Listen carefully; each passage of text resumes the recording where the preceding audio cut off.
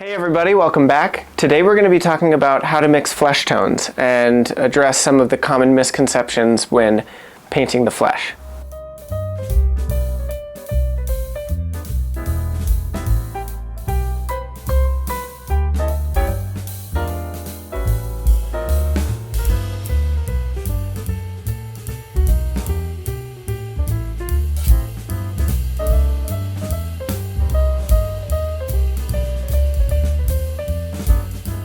I'm going to make a few suggestions on a framework and a quick procedure when maybe you're struggling in figuring out what kind of flesh tone that you're trying to mix. Oftentimes we'll look at the flesh and be like, oh my goodness, there's so much complexity in it. There's reds, there's purples, there's greens. Using this really simple technique, I found a procedure to be able to paint accurate flesh tones.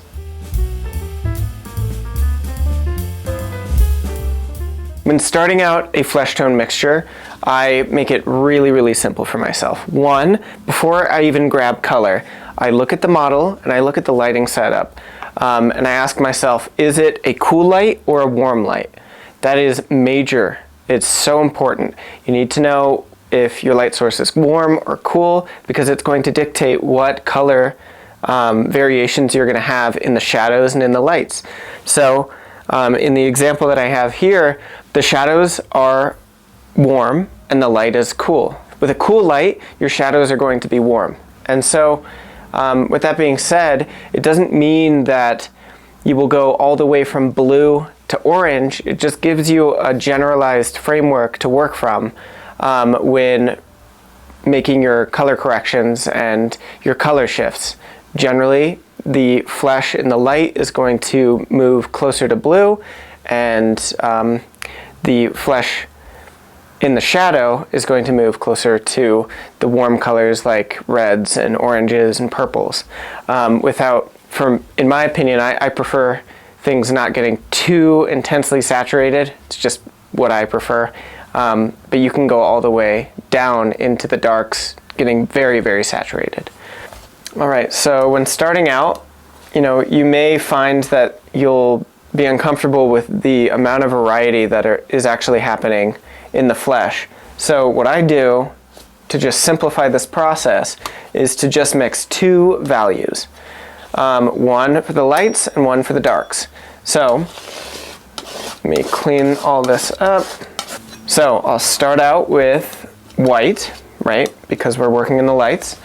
And I'll just introduce a very general local tone color. So if I'm painting Caucasian skin, I'm gonna go more orange. And I'll just mix that up.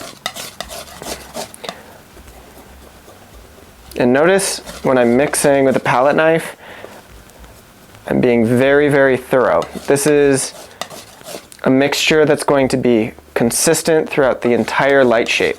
So when I paint the figure, I like to divide it in two shapes, the shadow shape and the light shape. That's it. And with that shadow and light shape, I will paint with this one value, dividing the canvas into two different colors.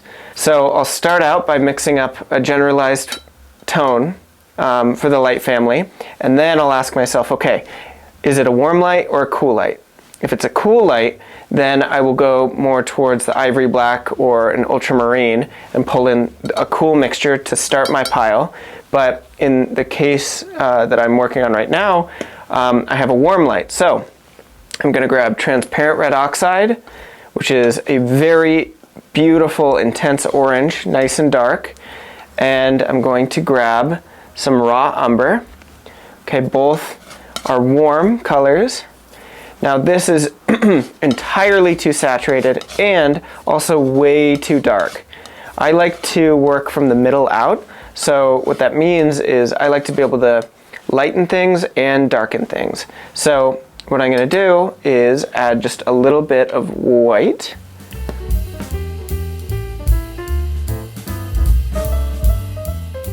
I'll check the color. Let's see, I think I could go even lighter. Now, to make these colors related, I'm going to grab a little bit of my light, bring it into the shadow, and then make sure that it stays warmer than the lights, right? I want this to be cool, so I want this to be warmer, so I'm going to grab more transparent oxide and maybe a touch of alizarin permanent.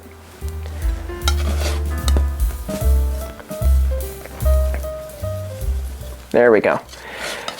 Now this is a general value that I'm going to block in the entire shadow shape with. It is not going to be 100% accurate for every area on the figure, every area in the shadow, but rather once you have these two values laid out, they become like a harmonizing mixture on the canvas. And so what I'll do is, let's say this was on the canvas, okay, and I've got these two values side by side. Let's say this is on the canvas. I've got two values side by side, the light and the shadow shape. Well then, what I'll do is I'll take my brush. I like to work with rounds because it feels like you're drawing. I love drawing with charcoal and graphite, so working with a round brush really feels like you're continuing to draw. I work kind of by a philosophy of drawing as painting.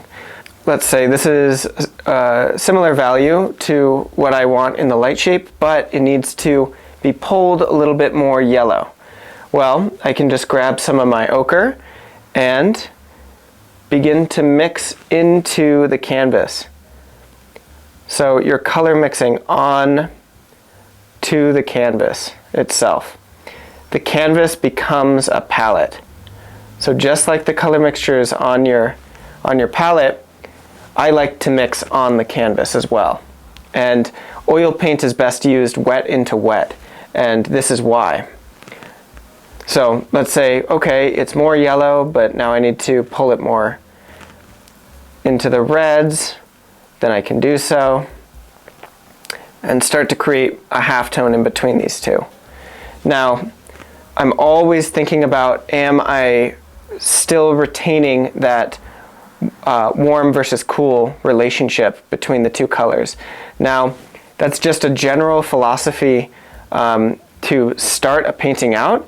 Now, there are going to be exceptions, let's say in an elbow, where the elbow has a ton of blood circulating, or the skin is really thin, so it needs to be warmed up past that point where maybe it's a little bit warmer than what is in the shadows. And to prevent that, you can actually, to prevent the breaking of that relationship, you can place in a dark note. Let's say instead of just ivory black, maybe for a dark accent, you can make it really, really saturated, really warm. So then you're retaining that warm versus cool relationship. So I would use that in the crease of an armpit or beneath a foot.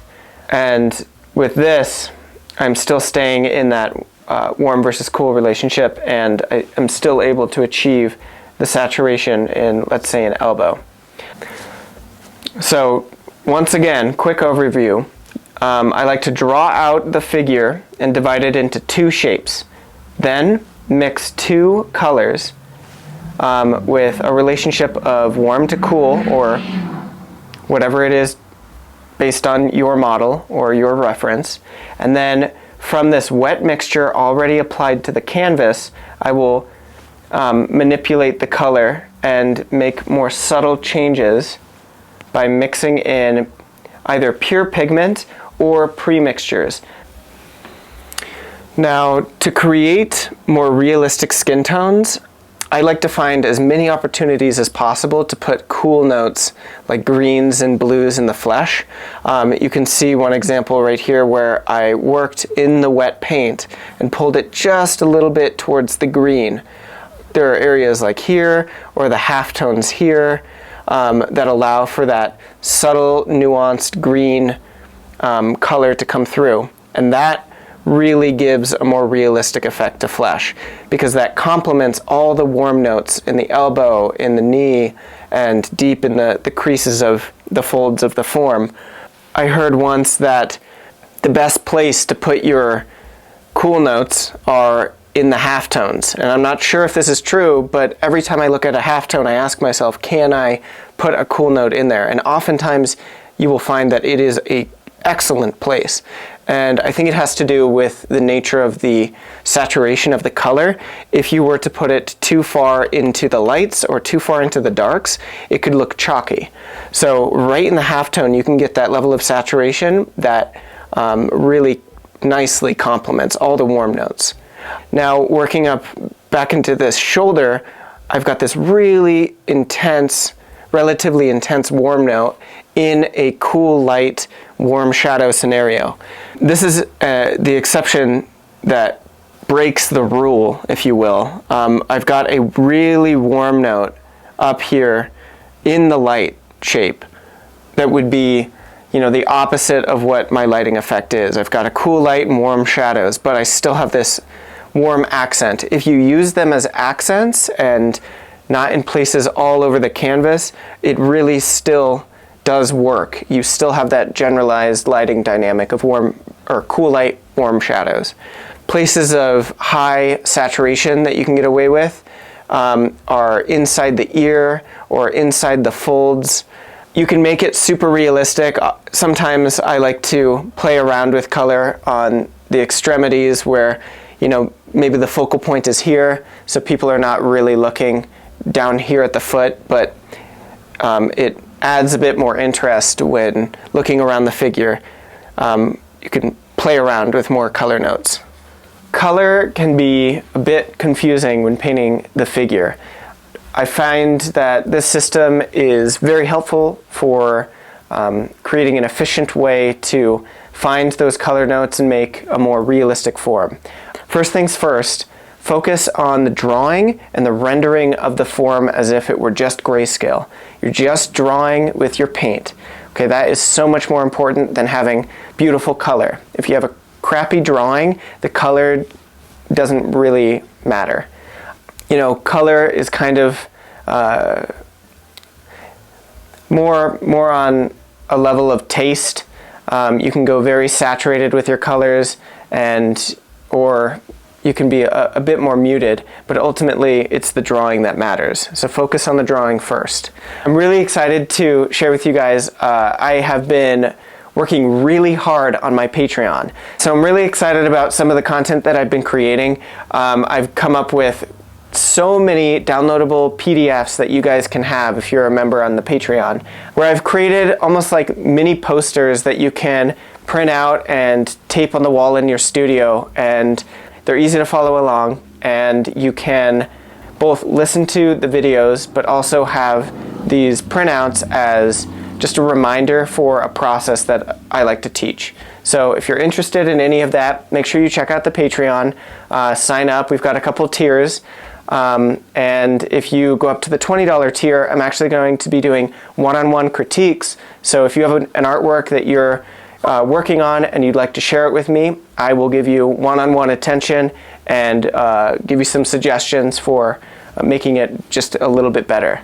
So if you like any of that, go check out the Patreon. Thanks for being here. If you haven't already, subscribe and make sure to like the video. It's really helping us out. We are growing the channel and I am so excited. We have so much more to come. I have some incredible news that I can't wait to share with you guys. So make sure you subscribe to find out. And thanks again, guys. I'll see you next time.